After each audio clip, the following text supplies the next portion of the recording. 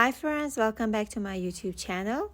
Imagine stepping into the world of art armed with just a pencil and paper, ready to create wonders.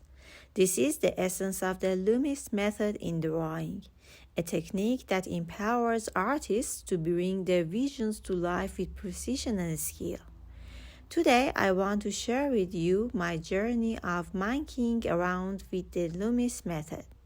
As I embarked on this artistic adventure, I discovered a new way of seeing and capturing the world around me.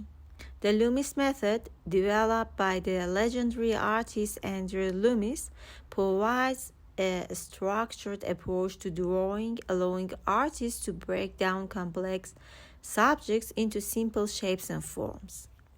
One day, while practicing the Loomis method, I found myself sketching a face that unexpectedly resembled a playful monkey. Instead of getting frustrated, I embraced the moment, realizing that art is not always about perfection, but about the joy of creation. This experience taught me the importance of embracing mistakes and turning them into opportunities for creativity. It also showed me the power of the Loomis method in helping artists of all levels to improve their skills and unleash their artistic potential.